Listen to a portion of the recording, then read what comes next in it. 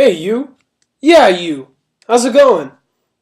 Don't answer that. I can't hear you. Anyways, welcome to Dominic's Amazing World of Physics, the only show on the internet that doesn't talk like this guy, talk at a million words per second like this guy, while making it interesting. It's a tall order to fill, but your boy has this. Roll the intro.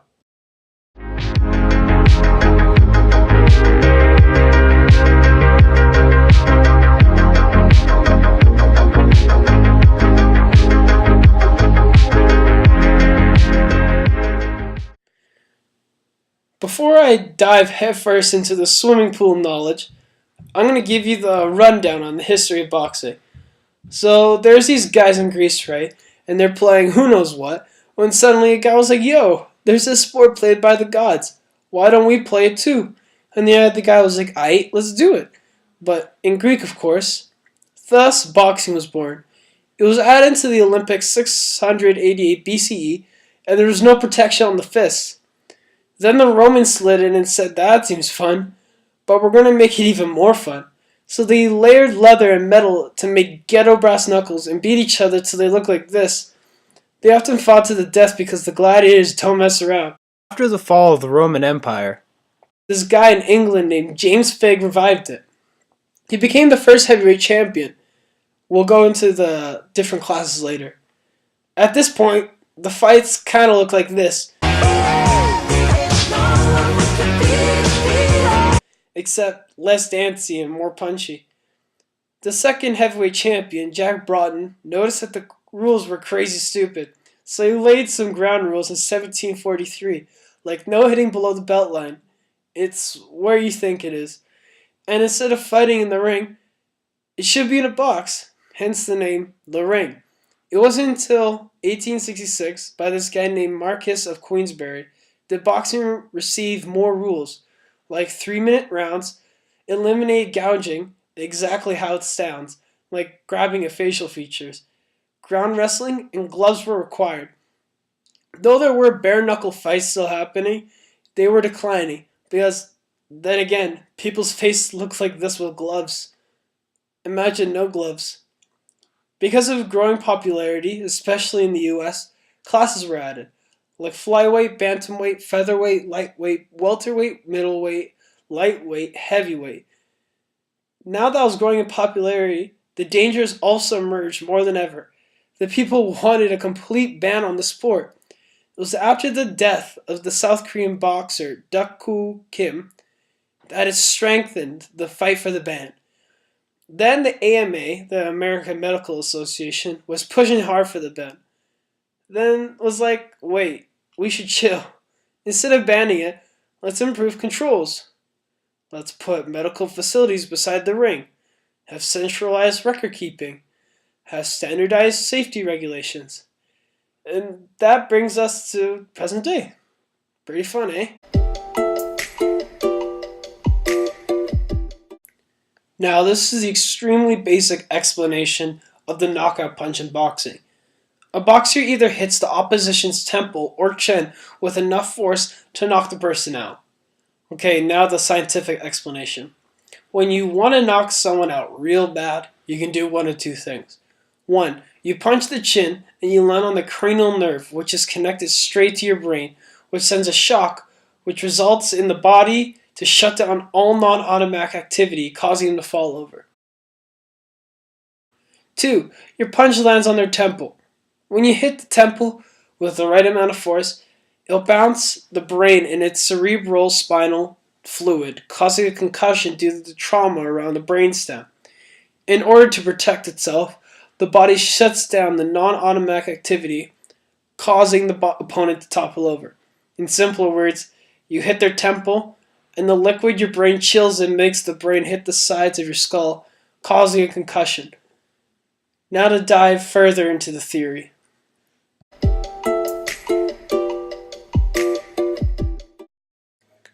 Welcome to Theory Fun Times, where the theory is explained and everything works out.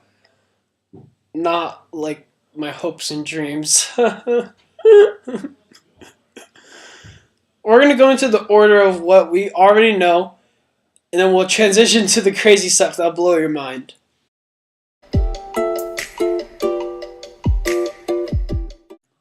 So, in the good old world of physics, our favorite boy, Sir Isaac Newton, is always there, watching, observing. The combination of his first and second law can be used to explain the knockout punch. The brain wants to stay suspended in the cerebral spinal fluid, which is inertia. Because of the unbalanced force, the force exerted by the punch, to either the temple or chin, the punching force is greater than the inertia exerted by the brain and skull, causing it to move in the direction of the unbalanced force. Because of the Newton's second law, the more mass an object has, the slower it travels. To combat this, boxers work out the arms for more of an explosive punch.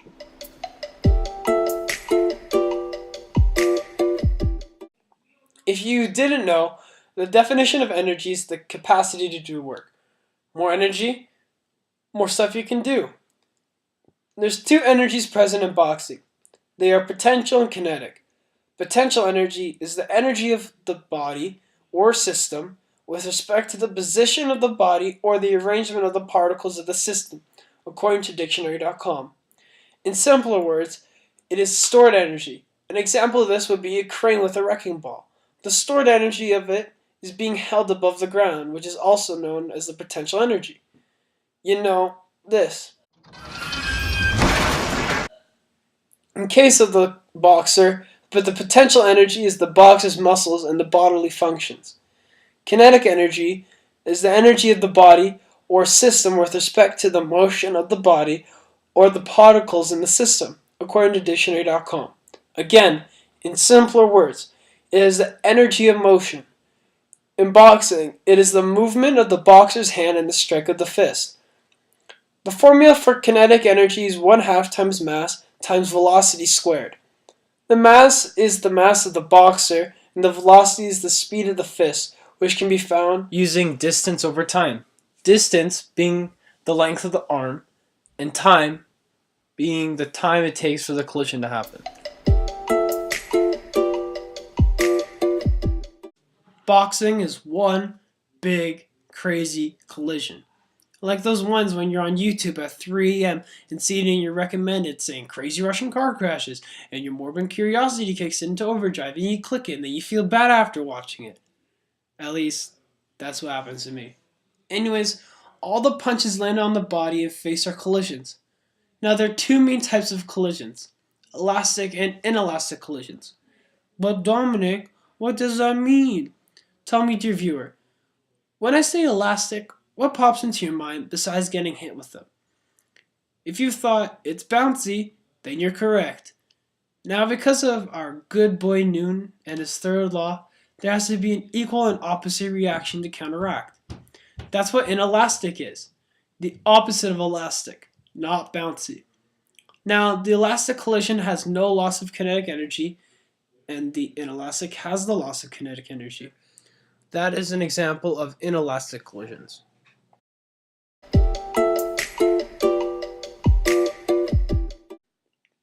First, I'm going to slap the equation right here. Mass times velocity is equal to force times time. So let's break this down. Momentum, which is the mass times velocity part, is the object's tendency to resist change in acceleration.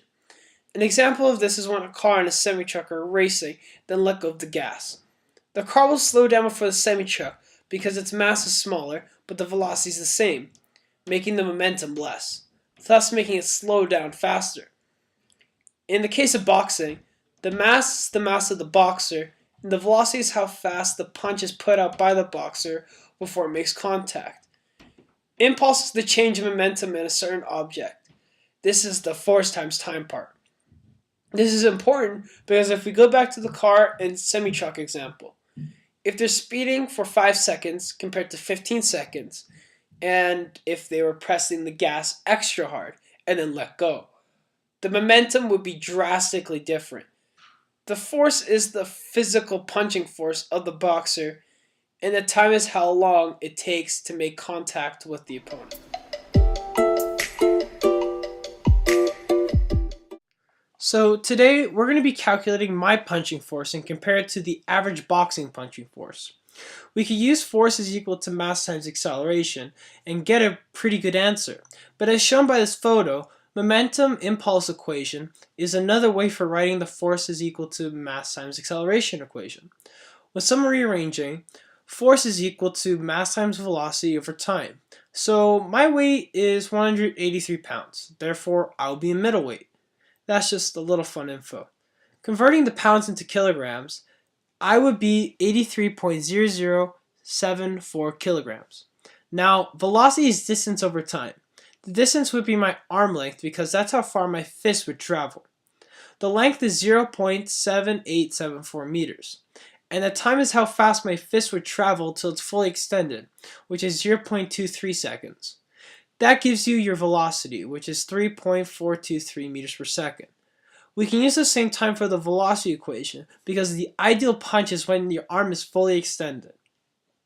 Now plugging this into our equation, force is equal to 83.007 kilograms times 3.423 meters per second all over 0.23 seconds. The resulting force is 1,235.3607 newtons.